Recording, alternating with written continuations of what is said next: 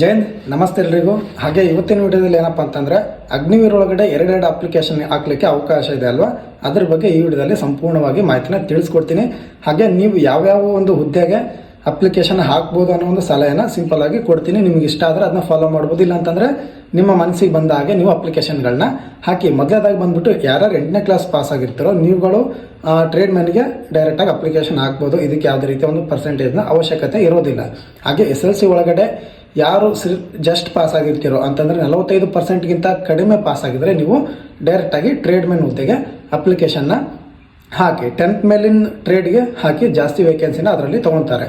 8th ಮೇಲೆ 8ನೇ class ಮೇಲೆ ಕಮ್ಮಿ ತೊಗೊತಾರೆ, SLC ಮೇಲೆ ಜಾಸ್ತಿ ತೊಗೋತಾರೆ. ಹಾಗೆ ಯಾರು SLC ಒಳಗಡೆ ಚೆನ್ನಾಗಿ ಸ್ಕೋರ್ ಮಾಡಿದ್ರು ಅಂದರೆ 45 ಟೋಟಲ್ ಆಗಿ 45%ಗಿಂತ ಹೆಚ್ಚಾಗಿ, ಹಾಗೆ ಪ್ರತಿ ಸಬ್ಜೆಕ್ಟಲ್ಲೂ 33 ಅಂಕಗಳಿಗಿಂತ ಹೆಚ್ಚಾಗಿ ಪಡೆದಿದ್ರೆ ನೀವು GDಗೆ ಹಾಕಿ. ಮೊದಲೇದಾಗಿ ಎರಡನೇ ಅಪ್ಲಿಕೇಶನ್ ಬಂದುಬಿಟ್ಟು 10th ಮೇಲೇ ಟ್ರೇಡ್ಗೆ ಹುದ್ದೆಗೆ ಅಪ್ಲಿಕೇಶನ್ನ ಹಾಕಿ. ಇದಾದ ನಂತರ ಬರೋದು ಯಾರ್ಯಾರು PUC ಮಾಡಿರ್ತೀರೋ. ಸೊ ನೋಡಿ, PUC ಒಳಗಡೆ ತುಂಬ ಜನ ಕನ್ಫ್ಯೂಷನ್ ಆಗಿದ್ದಾರೆ. ಯಾವ ರೀತಿ ಅಂತಂತಂದರೆ ಅದರೊಳಗಡೆ ಕೊಟ್ಟಿದ್ದಾರೆ ಆರ್ಟ್ಸ್, ಕಾಮರ್ಸ್, ಸೈನ್ಸ್ ಮಾಡಿದವರು ಕ್ಲರ್ಕ್ಗೆ ಅಪ್ಲಿಕೇಶನ್ನ ಹಾಕ್ಬೋದು ಅಂತೇಳಿ.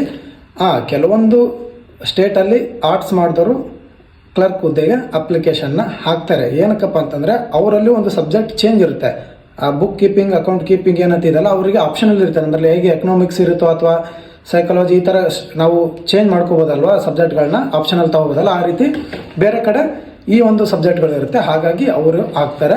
ನಮ್ಮ ಕರ್ನಾಟಕದಲ್ಲಿ ಆ ರೀತಿ ಇಲ್ಲ. ಆರ್ಟ್ಸ್ ಮಾಡಿದವ್ರು ಹಾಕ್ಲಿಕ್ಕೆ ಆಗಲ್ಲ, ಕಾಮರ್ಸ್ ಮಾಡಿದವ್ರು ಹಾಕ್ಬೋದು. ಏನಕ್ಕಪ್ಪ ಅಂತಂದರೆ ಅವ್ರದ್ದು ಒಂದು ಸಬ್ಜೆಕ್ಟು ಅಕೌಂಟ್ಸ್ ಇರುತ್ತೆ. ಹಾಗೆ ಸೈನ್ಸ್ ಮಾಡಿದವರು ಕಾಮನ್ ಆಗಿ ಮ್ಯಾಥ್ಸ್ ಇರುತ್ತೆ, ಅವರು ಸಹ ಕ್ಲರ್ಕ್ ಹುದ್ದೆಗೆ ಅಪ್ಲಿಕೇಶನ್ನ ಹಾಕ್ಬೋದು. ಹಾಗೆ ಕ್ಲರ್ಕ್ ಹುದ್ದೆಗೆ ಅಪ್ಲಿಕೇಶನ್ ಹಾಕ್ತಿದ್ರೆ ನಿಮ್ಮ ಒಂದು ಓವರ್ ಆಲ್ ಪರ್ಸೆಂಟೇಜ್ ಬಂದುಬಿಟ್ಟು PUC ಸೈನ್ಸ್ ಆಗಲಿ ಅಥವಾ ಕಾಮರ್ಸ್ ಆಗಲಿ 60%ಗಿಂತ ಮೇಲೆ ಇರಬೇಕು. ಹಾಗೆ ಇಂಗ್ಲೀಷ್ ಒಳಗಡೆ ನೀವು ಮಿನಿಮಮ್ ಆಗಿ 50 ಮೇಲೆ ಅಂಕಗಳನ್ನ ಗಳಿಸಿರ್ಬೇಕು. ಅವ್ರು ಮಾತ್ರ ಈ ಹುದ್ದೆಗೆ ಅಪ್ಲಿಕೇಶನ್ನ ಹಾಕ್ಬೋದು. ನೆಕ್ಸ್ಟ್ ಬಂದ್ಬಿಟ್ಟು ಟೆಕ್ನಿಕಲ್ ಹುದ್ದೆಗೆ ಯಾವ ರೀತಿ ಅಪ್ಲಿಕೇಶನ್ ಹಾಕ್ಬೋದು, ಯಾರ್ಯಾರು ಹಾಕ್ಬೋದು ಅನ್ನೋದನ್ನ ತಿಳಿಸ್ಕೊಡ್ತೀನಿ. ಮೊದಲೇದಾಗಿ ಬಂದ್ಬಿಟ್ಟು ಯಾರು ಸೈನ್ಸ್ PCM ಮಾಡಿರ್ತೀರೋ ನೀವು ಟೆಕ್ನಿಕಲ್ಗೆ ಅಪ್ಲಿಕೇಶನ್ನ ಹಾಕ್ಬೋದು. ಯಾವ ರೀತಿ ಅಂತಂದರೆ ನೀವು ನಿಮ್ಮ ಒಂದು ಸ್ಕೋರ್ ಬಂದುಬಿಟ್ಟು ಇಂಗ್ಲೀಷಲ್ಲಿ 50ಕ್ಕಿಂತ ಹೆಚ್ಚು ಅಂಕಗಳನ್ನ ಪಡೆದಿರಬೇಕು. ಹಾಗೆ ಪ್ರತಿಯೊಂದು ಸಬ್ಜೆಕ್ಟಲ್ಲೂ 40ಕ್ಕಿಂತ ಹೆಚ್ಚಾಗಿ ಮಾರ್ಕ್ಸ್ಗಳನ್ನ ಹೊಂದಿದ್ರೆ ನೀವು ಟೆಕ್ನಿಕಲ್ಗೆ ಅಪ್ಲಿಕೇಶನ್ನ ಹಾಕ್ಬೋದು. ಹಾಗೆ ನಿಮಗೆ ತುಂಬ ಆಪ್ಷನ್ ಇರುತ್ತೆ. ಟ್ರೇಡ್, ಕ್ಲರ್ಕ್, GD ಇವಕ್ಕೂ ಸಹ ನೀವು ಅಪ್ಲಿಕೇಶನ್ಗಳನ್ನ ಹಾಕ್ಬೋದು. 2 ಅಪ್ಲಿಕೇಶನ್ ಹಾಕ್ಬೋದು. ಹಾಗೆ ITI ಮಾಡಿದವರು ಸಹ ಈ ಹುದ್ದೆಗೆ ಅಪ್ಲಿಕೇಶನ್ನ ಹಾಕ್ಬೋದು ಟೆಕ್ನಿಕಲ್ಗೆ. ಹಾಗೆ ಡಿಪ್ಲೊಮಾ ಮಾಡಿದವರು ಸಹ ಈ ಒಂದು ಹುದ್ದೆಗೆ ಅಪ್ಲಿಕೇಶನ್ನ ಹಾಕ್ಬೋದು.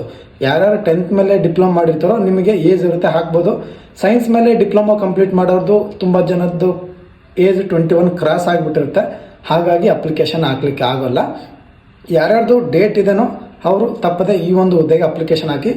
ತುಂಬ ಒಳ್ಳೆ ಒಂದು ಪೋಸ್ಟ್ ಆಗಿರುತ್ತೆ. ಹಾಗೆ ಇದಾದ ನಂತರ ಯಾವ ರೀತಿ ಅಪ್ಲಿಕೇಶನ್ಗಳನ್ನ ಹಾಕ್ಬೇಕನ್ನೋ ತಿಳಿಸ್ತೀನಿ. ಅದಕ್ಕಿಂತ ಮುಂಚೆ ಏನಪ್ಪ ಅಂತಂದರೆ ಈಗ ಡಿಪ್ಲೊಮಾ ಮಾಡಿದವ್ರಿಗೆ ಏನು ಎಲಿಜಿಬಿಲಿಟಿ ಇರಬೇಕು ಅದನ್ನ ಹೇಳ್ತೀನಿ. ನೋಡಿ ನೀವು SLC ಒಳಗಡೆ 50%ಗಿಂತ ಮೇಲ್ಗಡೆ ಪಾಸ್ ಆಗಿರಬೇಕು. ಹಾಗೆ ಪ್ರತಿಯೊಂದು ಸಬ್ಜೆಕ್ಟಲ್ಲೂ 40 ಅಂಕಗಳನ್ನ ಪಡೆದಿರಬೇಕು SLC ಒಳಗಡೆ. ಇದಾದ ನಂತರ ನೀವು 2 years ITI ಮಾಡಿದರೆ ಈ ಒಂದು ಹುದ್ದೆಗೆ ಹಾಕ್ಬೋದು. ಹಾಗೆ ITI ಇಲ್ಲ, ನಿಮ್ಮ ಹತ್ರ ಡಿಪ್ಲೊಮಾ ಇದೆ ಅಂದರೆ ಅದಕ್ಕೂ ಸಹ ಸೇಮ್ ನೀವು 10th ಸೇಮ್ ಪಾಸ್ ಆಗಿರಬೇಕು. 50ಗಿಂತ ಅಗ್ರಿಗೇಟ್ ಹೆಚ್ಚಿಗೆ ಇರಬೇಕು. ಹಾಗೆ ಪ್ರತಿ ಸಬ್ಜೆಕ್ಟಲ್ಲೂ 40ಗಿಂತ ಹೆಚ್ಚಿಗೆ ಮಾರ್ಕ್ಸ್ಗಳನ್ನ ಪಡೆದಿರಬೇಕು. ಇದಾದ ನಂತರ ನೀವು ಡಿಪ್ಲೊಮಾ 3 years ಕೋರ್ಸ್ ಅಥವಾ 2 years ಕೋರ್ಸ್ ಆಗಿದ್ರೆ ನೀವು ಇದಕ್ಕೆ ಅಪ್ಲಿಕೇಶನ್ ಹಾಕ್ಬೋದು. ಕೆಲವೊಂದು ಕಡೆ 2 years ಇರುತ್ತೆ, ನಮ್ಮ ಕಡೆ ಎಲ್ಲ 3 years ಇರುತ್ತೆ. ಸೊ ಯಾರ್ಯಾರು 3 ವರ್ಷ ಆಗುತ್ತೋ ಅವ್ರು ಹಾಕ್ಬೋದು. ನಿಮಗೆ ಸೈಡಲ್ಲಿ ಕೊಟ್ಟಿರ್ತೀನಿ ಯಾವ್ಯಾವ ಟ್ರೇಡ್ಗಳದ್ದು ವೇಕೆನ್ಸಿ ಇದೆ ಅಂತೇಳಿ. ಯಾವ್ಯಾವ ಟ್ರೇಡ್ ನೀವು ಇದು ತೊಗೊಂಡಿರ್ತೀರಲ್ವ ಡಿಪ್ಲೊಮಾ ಅಥವಾ ITI ಮಾಡಬೇಕಾದ್ರೆ ಅದರ ಮೇಲೆ ಡಿಪೆಂಡ್ ಆಗಿರುತ್ತೆ. ನೀವು ಯಾವ ಒಂದು ಇದು ಪರ್ಪಸ್ ಇದು ಕೋರ್ಸ್ ಮಾಡಿದ್ರು ಕಾಂಬಿನೇಷನ್, ಅದು ಈ ಒಂದು ಕಾಂಬಿನೇಷನ್ಗಳು ಮಾಡಿದ್ರೆ ನೀವು ಟೆಕ್ನಿಕಲ್ಗೆ ಅಪ್ಲಿಕೇಶನ್ನ ಹಾಕ್ಬೋದು. ಈಗ ನೋಡಿ ಯಾವ್ಯಾವ ರೀತಿ ಅಪ್ಲಿಕೇಶನ್ ಹಾಕ್ಬೋದು ಅಂತ ಹೇಳ್ತೀನಿ. ಸೊ ಈಗ SLC ನೀವು ಚೆನ್ನಾಗಿ ಓದಿರ್ತೀರ, ನೀವು ಕಾಮನ್ ಆಗಿ SLC ಓದೋರಿಗೆ ಇರೋದೇ 2 ಆಪ್ಷನ್, ಒಂದು GD ಹಾಕಿ, ಒಂದು ಟ್ರೇಡ್ ಮ್ಯಾನ್ ಹಾಕಿ. ಈಗ PUC ಮಾಡಿರ್ತೀರ ಕಾಮರ್ಸ್ ಅಥವಾ ಸೈನ್ಸ್, ನೀವು ಯೋಚನೆ ಮಾಡಿ ನೀವು ಜಾಸ್ತಿ ಟ್ಯಾಲೆಂಟ್ ಇದ್ದೀರಾ ಅಂತಂದರೆ ಒಂದು ಕ್ಲರ್ಕ್ ಹಾಕಿ, ಹಾಗೆ ಒಂದು GD ಹಾಕಿ. ಅಕಸ್ಮಾತ್ ನೀವು ಕ್ಲರ್ಕಲ್ಲಿ ಏನಾದರೂ ಸೆಲೆಕ್ಷನ್ ಆಗಿಲ್ಲಪ್ಪ ಅಂತಂದರೆ ನೀವು GD ಒಳಗಡೆ ಸೆಲೆಕ್ಷನ್ ಆಗ್ಬೋದು. ಅದು ಬಿಟ್ಟು ನೀವು ಕ್ಲರ್ಕು ಟೆಕ್ನಿಕಲ್ 2 ಹಾರ್ಡ್ ಇರೋದು ಹಾಕಿದರೆ ತುಂಬ ತೊಂದರೆ ಆಗುತ್ತೆ. ಯಾಕಂತಂದರೆ 2 ತುಂಬ ಕಡಿಮೆ ವೇಕೆನ್ಸಿ ಇರುತ್ತೆ. ಟೆಕ್ನಿಕಲ್ ಆಗಲಿ ಅಥವಾ ಕ್ಲರ್ಕ್ ಆಗಲಿ ಕಡಿಮೆ ವೇಕೆನ್ಸಿ ಇರುತ್ತೆ. ಹಾಗಾಗಿ ಒಂದು ಹೈಯರ್, ಒಂದು ಲೋವರ್ಗೆ ಪ್ರಯತ್ನ ಮಾಡಿ. ಡಿಪ್ಲೊಮಾ ಮಾಡಿದ್ರು ಸಹ ಅಷ್ಟೇ, ITI ಮಾಡಿದ್ರು ಸಹ ಅಷ್ಟೇ, ಒಂದು ಟೆಕ್ನಿಕಲ್ಗೆ ಟ್ರೈ ಮಾಡಿ. ಹಾಗೆ ಒಂದು GDಗೆ ನೀವು ಪ್ರಯತ್ನ ಮಾಡಿ. ಸೊ ಈ ರೀತಿ ಒಂದು ಯೋಚನೆ ಮಾಡಿಬಿಟ್ಟು ಅಪ್ಲಿಕೇಶನ್ಗಳನ್ನ ಹಾಕಿ. ಈಗ 8 ಮಾಡಿದವರು ಏನು ಮಾಡೋಕ್ಕಾಗಲ್ಲ, ಒಂದೇ ಅವರಿಗೆ ಅವಕಾಶ ಇದೆ. ಸೊ ಹಾಗಾಗಿ ಹೇಳ್ತಾ ಇದ್ದೀನಿ, ಅಪ್ಲಿಕೇಶನ್ ಹಾಕುವಾಗ ನನ್ನ ಹತ್ರ ಎಜುಕೇಷನ್ ಇದೆ ಅಂತ ಹೇಳ್ಬಿಟ್ಟು ನೀವು ಎರಡನ್ನೂ ಟೆಕ್ನಿಕಲ್ ಕ್ಲರ್ಕಿಗೆ ಹಾಕೋಕೆ ಹೋಗಬೇಡಿ, ಆಯಿತಾ. ಒಂದು ಕೆಳಗಡೆ ತೊಗೊಳ್ಳಿ, ಒಂದು ಟಫ್ ಇರೋ ತೊಗೊಳ್ಳಿ. ಸೊ ನೀವು ಟಫ್ ಇರೋದು ಟ್ರೈ ಮಾಡ್ತಿದ್ದೀರ ಅಂತಂದರೆ ಈಸಿ ಇರೋದು ಸಿಕ್ಕೇ ಸಿಗುತ್ತೆ. ಇದೊಂದು ಒಳ್ಳೆ ಆಪ್ಷನ್ ಅಂತಲೇ ಹೇಳ್ಬೋದು.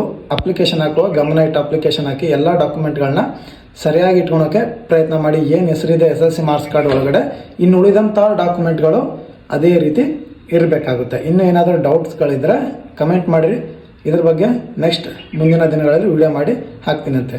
ಅಲ್ಲಿವರೆಗೂ ಜೈ ಹಿಂದ್, ನಮಸ್ತೆ ಎಲ್ರಿಗೂ.